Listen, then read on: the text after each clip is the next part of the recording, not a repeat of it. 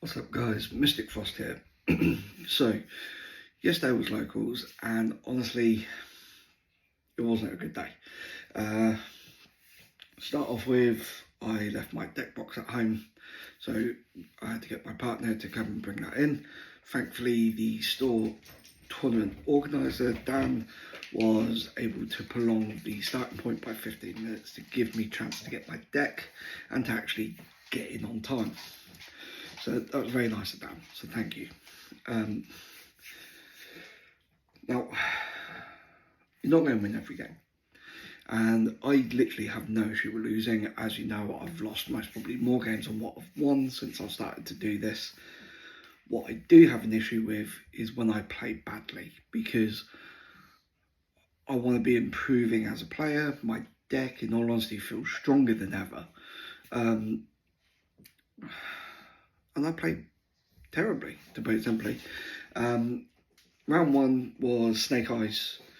Again, the guy playing it, lovely guy, always a fun game. It's never a bad game playing against that opponent. Round one, he just bodied me. You'll see the video. Last time, I'm going to upload the gameplay as actual videos throughout the week, and hopefully this time around the files don't corrupt. But yeah, he absolutely bored me. Then game two, there's a little bit of interaction, a little bit of back and forth, slowing each other down, and then he drops Regeki. Who plays Regeki? Completely nicked my board because unfortunately it doesn't target, and we only had targeting protection, and so we lost that one 2-0. Then round two was the mirror match. Now the mirror match is a little dicey, shall we say. I managed to take game one. I opened the absolute nuts. Like I said, our deck is stronger than ever, and I was able to take game one pretty convincingly. And that's nothing against my opponent. My opponent was actually a really, really good player. It was just a case of my opening hand plus going first was in the mirror match. Unless he opened Super Poly, he was not playing through that board. Game two literally came down to I hand trap him, he hand traps me, I hand trap him, he hand traps me. I finally am able to do something, get something going, and he couldn't come back from that. We both got pretty much into a top deck situation, and I just top decked better, and I took that game. Round three is where it all starts falling apart. So round three, we were against Go Second Heroes deck. And again, person playing it, lovely, really enjoyable. Actually, I think it's the first time I've played their hero deck, and we don't really get a chance to play each other often. So it was really nice to actually sit and play with them. Heroes did what Heroes did in game one. They set up a board with Sunrise and DPE and whatnot, and I just couldn't crack that board. So, yeah, it's a little bit of back and forth, but yeah, they took it in the end. Game two, going first, we was able to do what we do and took that game. And then game three, DPE Plasma just shut me down. To put it simply, I was able to out the Plasma, but then I just could not stop the recursion of DPE.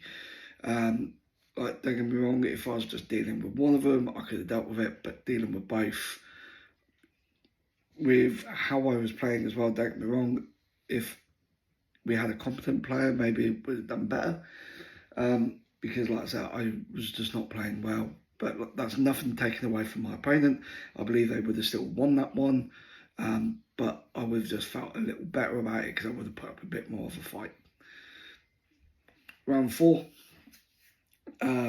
We took a break there, tried to gather myself, but in all honesty, didn't work. Round four, I played worse than ever. It was another mirror match, and I made so many mistakes. I activated the effects in the end phase because I had Effect Veiler in hand, which I wanted because I knew he could negate the effects. I wanted to Effect Veiler his negate. But yet I waited to the end phase, and you can't activate Effect Raider in the end phase, you have to activate it in the main phase. So, like I said, just frustrating, and I lost that one 2-0 as well. So I did absolutely terrible. Round 5, we got the bye. So couldn't even try and earn something back there. So we ended on a 2-3 victory. I believe we came 11th out 17th this week, which I'll take, I guess. But on the plus news, we did a lot of trading. We was able to trade for quite a few cards. I am building the Shining Sarcophagus deck as well as Tempai. Tempai, we're pretty much there now. I've lined up some trades in the trade group for some of the extra deck stuff I'm missing.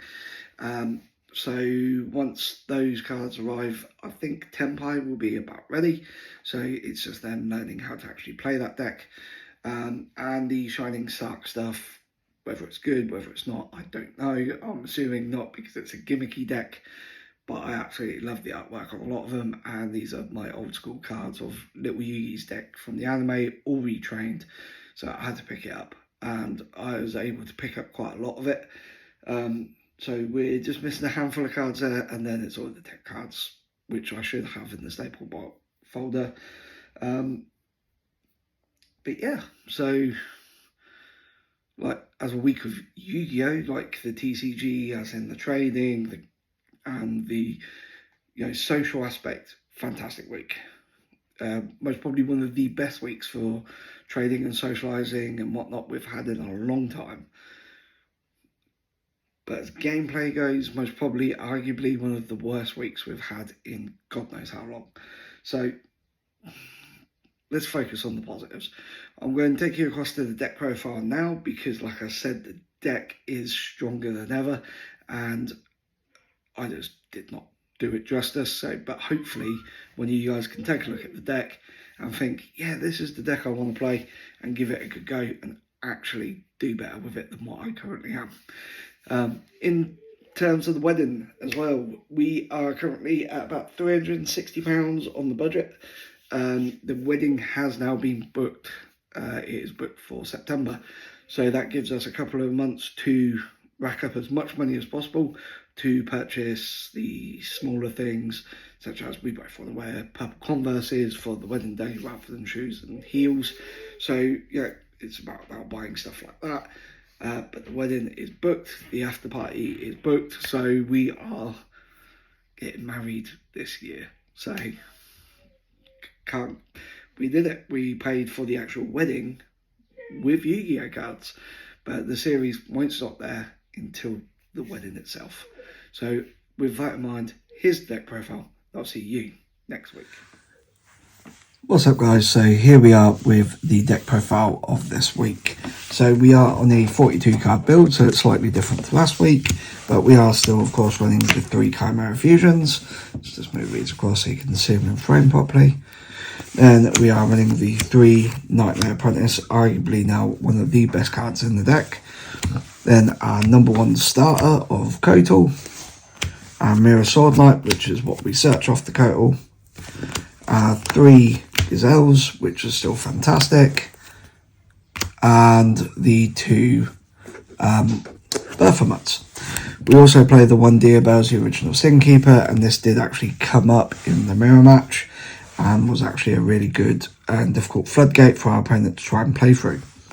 We then have the 1 Talons, which is really good for bouncing the Nightmare Apprentice to keep using that. I do side it out quite a lot, but I do feel it still deserves that main deck spot. And of course our Master of Tau. Onto our branded package, we have our 3 branded fusions. Eventually I will upgrade these, but obviously money.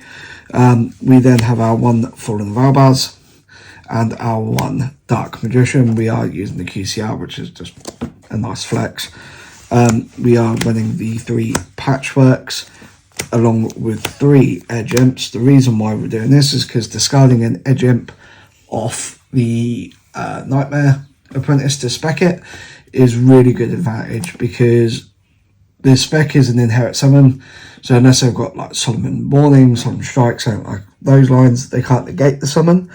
And then you spec the Nightmare Apprentice chain link 1 to grab your Kotal, this chain link 2 to grab your Patchwork, and it just chain blocks. And then you activate the Patchwork to grab this and a Poly, and then the plus is just absolutely mental off it.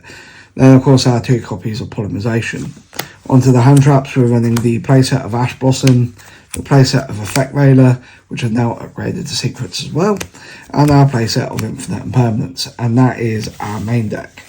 Like I say, it's a 42 card main deck, so it's a little bit bigger than normal, but with the extra deck, there is one card in here that has changed. I was running the Starving Venom Dragon, the 2 Dark Super Poly target, but I'll go over what I changed that with ready for next week.